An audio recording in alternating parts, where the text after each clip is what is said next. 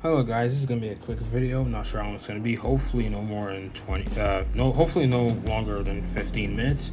But since I've been showing a lot of the NASCAR Canada Series Papercraft designs and whatever, I figured I'd show you every single paint scheme I made of the NASCAR Canada Series. And the thing is, when you look at the NASCAR Canada Series stop motion I've been doing, sorry, give me a second here.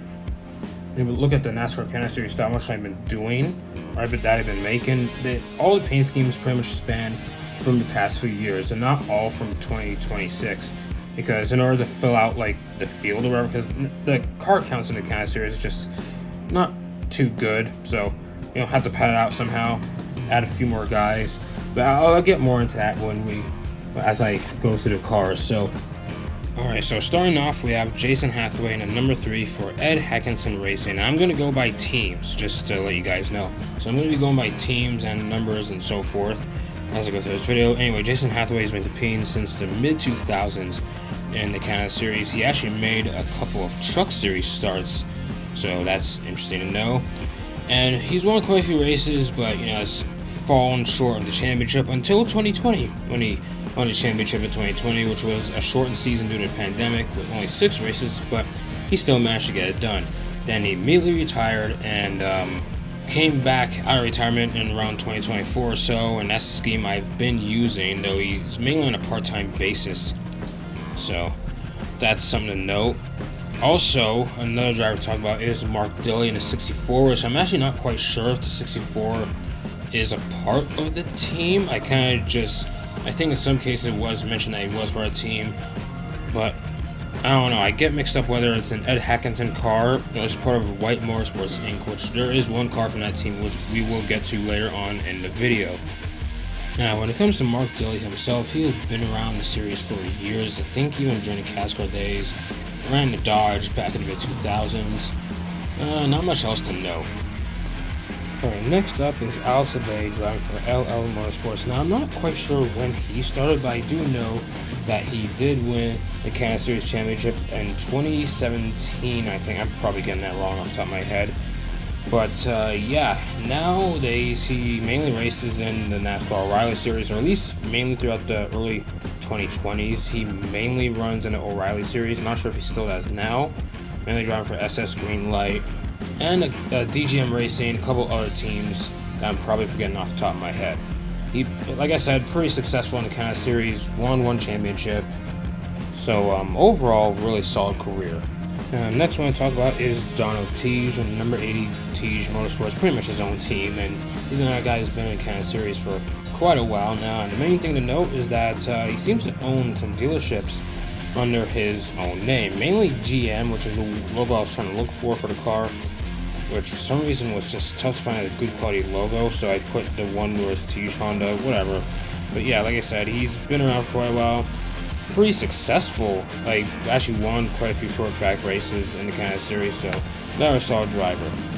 Alright, next to talk about is Larry Jackson, driving for his own team. Not much to say about him. He's been around for quite a while, just like the other guys I've mentioned so far in this video. Pretty much all I know. This scheme is actually pretty recent, so that's pretty much it. Next up is 59 of Gary Clue for Legendary Motor Car. Now, his dad Peter and his brother Ryan also race in the series, but I mainly decided to focus on Gary, as he's the Clue that I'm most familiar with, and yes, it's pronounced Clue. And also another thing to note, he hasn't ran full-time in the series since 2022. Overall, really solid driver, so not much to say. Actually, one more thing to say is that he also had a reality show that was about I think it was about teenagers driving cars. I have to look more into that one. I did see a bit of it. Pretty cool. Alright, next up is of Innovative Auto Sport, or Auto Racing. I forgot the team name, but it's 2 cars. Essentially, starting off is Matthew Kingsbury in a 9. Not much I'll say. It's pretty much like Larry Jackson, where he's been around for quite a while.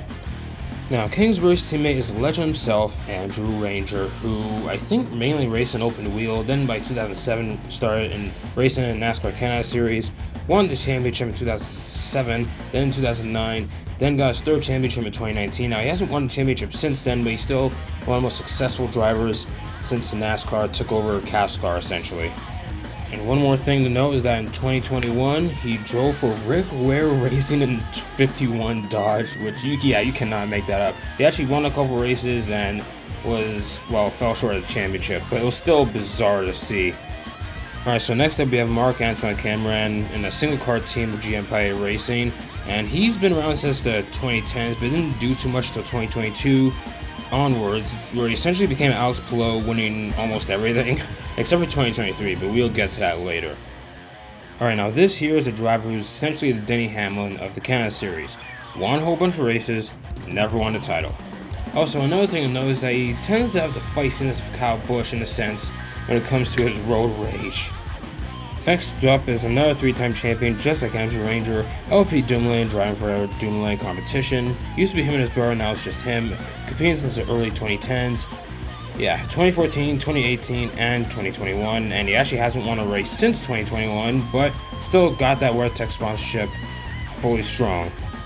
Alright, these next two I'm going to keep short and simple. JP Bergeron, whose dad is former NHL defenseman Marc-Andre Bergeron, and JP's been racing mainly throughout the 2020s, now is part-time. Now, as for Thomas Neveu, he mainly ran full-time in 2022, 2023, and a bit of 2024, though his main thing now seems to be Porsches and has not been back since, or at least not since 2024. The next two are Jim Bray Autosport, at least I think the 61 is. I'm actually not quite sure what team it is. This is the best I could find on it. Pretty cool scheme. This is from 2021. Not much to say on Brent Weller, really. He kind of runs on a very sporadic basis, so it's not really much to talk about. Now Malcolm Strahan is the one I remember the most. Now, it's not always Strahan behind the wheel. It's also Sam Fellows, which we'll get into later. It's a bit of a rotation with this car. It's hard to explain. And it's not always Ford. Sometimes it's also a Chevy. Okay, so I forgot to warn you guys, the next 10 or so cars, including the past 5 or so, is essentially lightning rounds. I don't have much to say on it. NBS Motorsports is 2 cars. This one is Daniel Bois. These aren't actually the sponsors on the car. I can't find his actual logos to put on the car. Still a decent car nonetheless. And then there's 69 of Dominic Scrivo, or I think is running full-time last year or this year in 2026. I don't remember.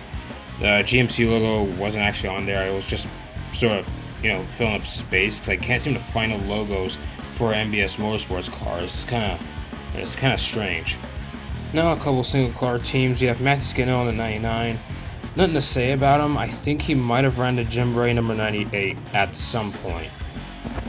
Then there's David Thorndike, who was mainly a backmarker throughout the mid-2010s, and now kind of just shows up at certain road courses here and there nowadays. Next up is Simon Dionvien, also driving for his own team, which at some point he drove the Castrol number 37 Ford Fusion, which is a pretty cool scheme. Nowadays he runs this, though actually this is the 2025 scheme, as now in 2026 there's more black to it, which is also pretty cool. Next up, we have Dave Corsall, who is a second-generation driver and a bit of backing from CarQuest. Now, I think he does run at both ovals and road courses. Another thing to note, though, is that he sort of flip-flops between Dodge and Chevy, so it's actually not consistent. I thought he only runs Chevy now, but then I found him running Dodges in one of the more recent races, so that's interesting. The next two are Fellows McGraw Racing. However, the number 5 here of Ron Fellows is actually a fictional car. I don't know if Ron Fellows actually ran the Canada Series at any point, but this scheme is completely fictional, though this scheme is actually based off the scheme he ran in the Cup Series. As for his son, Sam Fellows, well, this scheme actually did run, and Sam Fellows actually did run in the Canada Series, mainly on road courses. This scheme in particular is from 2024. I'm actually pretty proud of it. Next up is Glenn Stires. Now, not only does he race on dirt, he actually owns his own track, Oswego Speedway in Oswego, Ontario. In fact, the Speedway logo is on the car, as you can see. And the track was on the Canada Series schedule for a few years, with one of the races being won by Ken Schrader. Now, speaking of Oswego Speedway, Stuart Friesen himself was actually one of the dirt ringers of one of the races, either last year or 2 years ago, I don't remember. Just to know that his car is pretty much similar to Glenn Stires. Now, I don't want to just assume every Canadian NASCAR driver who runs in NASCAR's top 3 series ran in the Canada Series at some point, but I'm just surprised on the lack of starts he's made in that series. Now I'm going to talk about two number 38 Ford Mustangs, both of different teams. This year is Michael Gowdy driving for his own team, mainly running over. Actually, no, I think he just runs whatever track, but he's never really full time. Now the other 38 car of RGR Motorsports is Tyler Gonzalez, who is essentially a road course ringer. Pretty much ran every road course so far this year in 2026. In fact, this paint scheme is one he just ran in the streets of Markham.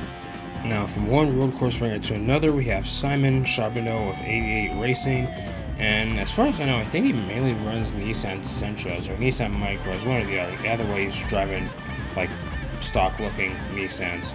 Now, this next one has some interesting context around it, as it's Noah Gragson for Red Jones Racing. Now, Noah Gragson did make a start in the Canada Series at some point, I think, in the late 2010s, driving for DJ Kennington. However, his other start in the Canada Series was in 2023, near the end of the 2023 season. This is during the time when Gragson was suspended by NASCAR over liking a certain post on Instagram, and well, he was eventually reinstated and decided to race up north for a bit. So that's the context for this one. Now, there's quite a few to talk about for 22 Racing, which I think is one of the most successful teams in the Canada Series, starting out with Alex Tagliani, who mainly ran open wheel until mid to late 2000s, made transition to NASCAR, mixed results, and he has won quite a few races. I also won a race recently, I think at Calabogie Motorsports Park, I think it's called. And then we have Trayton Lapsevich, who's the youngest of the Lapsevich family, second generation driver. His older brother sort of phased out, and they haven't made a scheme for him yet, so let's talk about Trayton Lapsevich, who won quite a few races in the early 2020s and was so good in 2023. He won the championship in dominating fashion and has now moved down south to race in the Cars Tour for the past few years, and has actually had a bit of success. So whether or not he makes it up to the O'Reilly or Truck Series, only time will tell.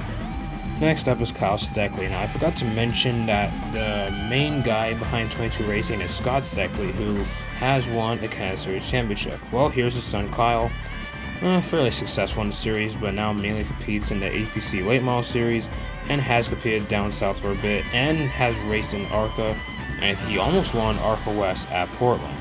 And although he did fall short at the very end, still quite a decent effort, and hopefully, just like Trayton Lapsevich, Kyle Steckley will go far. They're both pretty young, so who knows.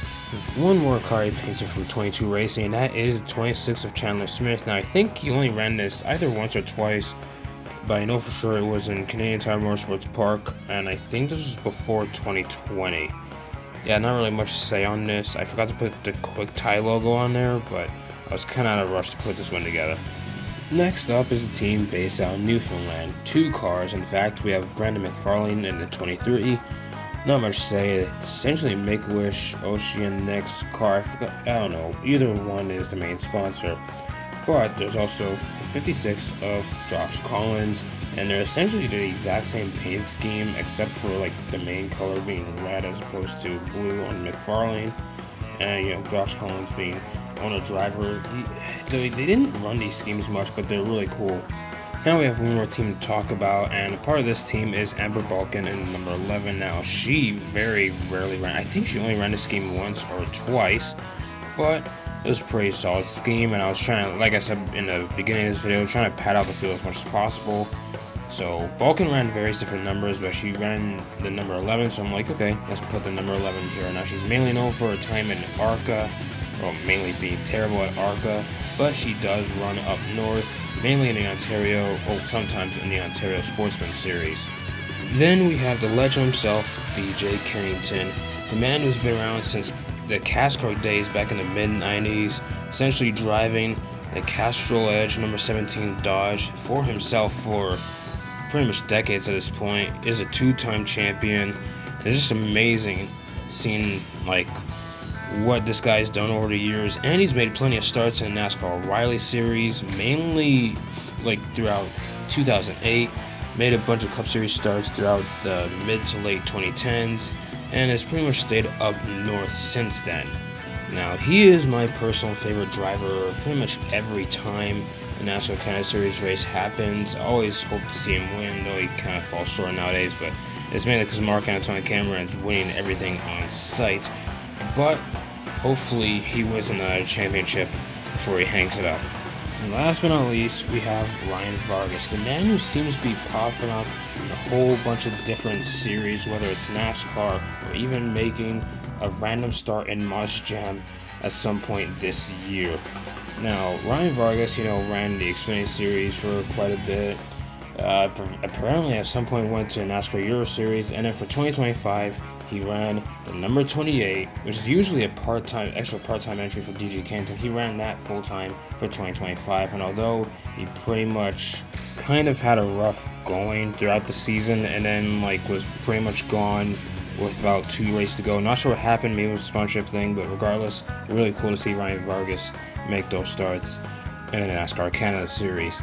And that concludes this video. Now, all these schemes I've made by the halfway point of the Canada Series established season, but bear in mind it's only halfway of the inaugural season, meaning that there's going to be plenty more to come in the coming months. That is it.